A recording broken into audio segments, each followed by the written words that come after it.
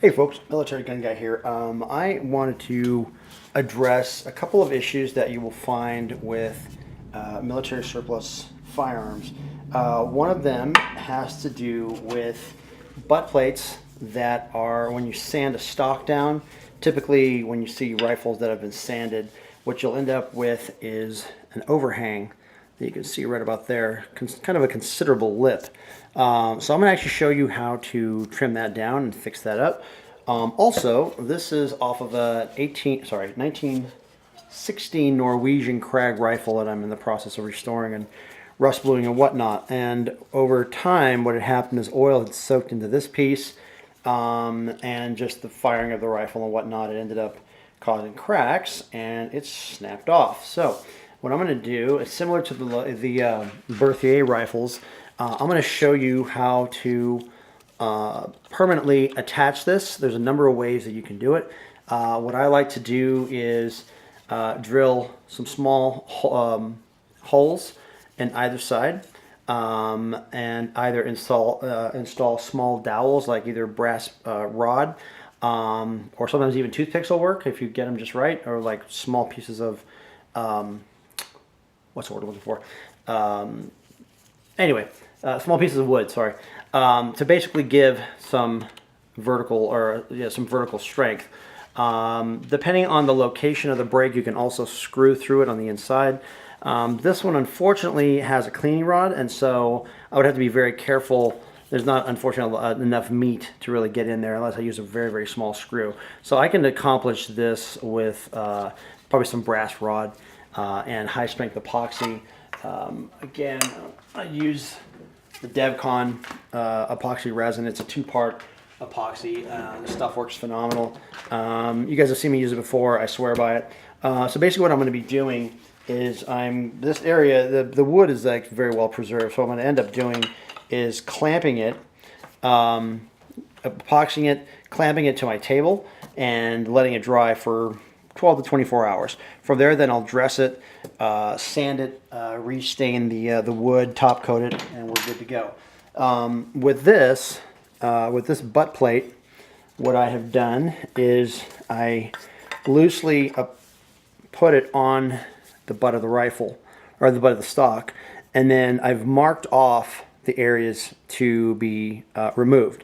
So what I'll end up doing is, once I'm done, is having a butt stock or a butt plate that is perfectly contoured to this obviously sanded rifle stock. So it'll look a lot cleaner, it'll look a lot more professional, and you won't have these sort of common issues that you would with a butt plate that's not properly fit. You can see the pencil marks right about there. So I'm going to be removing this much material with a belt sander and go from there, and I'll show you how that's done here in a little bit. So stay tuned, we'll move over to the belt sander and I'll show you how it's done. All right? Okay, we are back. This is a fairly basic Harbor Freight 1-inch belt sander. The actual belt that I have on here is probably a little too worn for this, so I'm going to go with 120 grit. That'll allow me to kind of cut quickly through the metal. I'm not going to use this for the full shaping. I'm basically just going to use it for a rough shape, and then I'll either hand file or change the belt to something a little finer to kind of polish it up. But in reality, something like this, you can, once you get the basic rough cut done, you can actually do it by hand, so that way you don't take too much metal off, because obviously once metal's gone, it ain't coming back. So I'm going to tighten this up, put this back. This is going to get loud. Make sure you obviously wear eye protection. I've spent time in a urgent care with shit in my eye because I didn't wear glasses, and I'll never do that again. So again, what you're going to be doing once you fire this up is you're going to be using the belt sander to very lightly kind of contour, like in this direction. I'll kind of zoom in so you guys can see what I'm doing. Now, you're not going to kill it.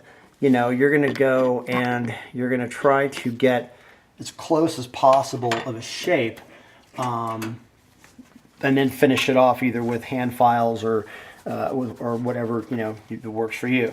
I do suggest wearing gloves, heavier gloves, because these things get kind of hot. And again, you're going to be periodically stopping, and you're going to be fitting the plate to the butt of the rifle to make sure that you're not taking off too much material and that you're also very close with the contour. So here we go.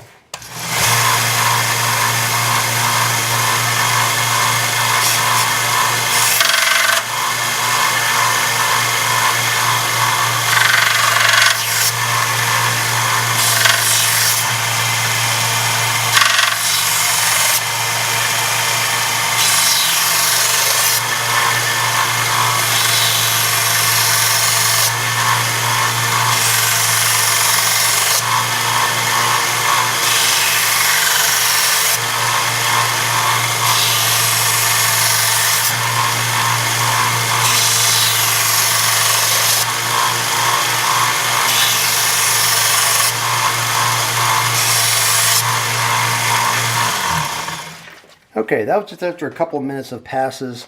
You can see that we've cut it down considerably. I'm going to fit this, and almost immediately you can tell that we have a much nicer profile. This is about close to where I want it. So what I'm going to do is from here, again, I don't want the overhang, and I don't want the stock to be proud of the metal. So when this is flush, this is actually going to be perfectly lined up with the buttstock itself. A couple of ways you can finish if you want. One of them is you can just take a hand file and recontour this area. If you have some practice with a belt sander, you can do it. But the problem that you might run into is rounding off these edges. And generally a hand file will give you a little bit more control over it. You can also use the belt sander if you want. Just be very, very careful because especially at a higher speed you may run the risk of actually taking off more material than you want. I'm not going to need this 120. I think I've got enough of the rough shaping dialed in. I'm actually going to switch back to this other belt. I don't know what the hell I did with it. I'm going to switch back to the other belt that I had on there just because the other belt was already worn. It'll give me a much nicer polish than I could get with the 120. So let me find that. I'm not going to hold you up for that one. Something else I'm going to do a very light draw file technique on the side of this and underneath to kind of clean it up. Again, you can sort of see, maybe you can't, where there's a little bit still of the pencil mark that I had made. Every time you draw a file, just take some ordinary chalk like you find at a school, and I just go through. Typically draw filing, you're actually pulling in this motion, 45 degree angle to you. With this one, I'm just going to very lightly rough shape with a file. The chalk prevents the little metal shavings that you're taking off from actually from scratching up your work. Now granted, this is only like an edge, so you're not going to see that as much. And you can clean this up pretty quickly and easily without having to do too much polishing. This is actually going to get a rust blue finish to match the rest of the rifle. This butt plate was fairly heavily pitted. You can still see there's a lot of work left to do on it, but compared to what it was, it's actually much nicer. So when I'm done, this thing will look close to the day it was issued, which is what my customer was looking for. And again, if you have any areas that are a little off or whatnot, you can always draw and clean those up with a file and knock those areas down and get it right about where you want it. Ideally, you want to put this in a vise. If you don't have a vise, holding it by hand works. It can be a little bit tedious, but not too bad. Still trying to find the goddamn belt. I like to use worn belts also if possible because they will provide a bit more polishing action on the part if you're not trying to take off a lot of material. So whenever I find that, I'll put that back on, give this another quick polish, and then we'll go from there. All this really needs right now is just to level out all the, like I said, this was very heavily pitted. I was able to preserve the numbers, if you can see right about there. And any mark in a good restoration is preserving numbers, not radically changing any of the contours of what you're working on, but basically just sort of leveling out some surface imperfections and making it look, obviously better than it did, but at the same time, making it look back to original or as close to it. So there's times where you're not going to be able to get everything out, and you're going to have to just live with that.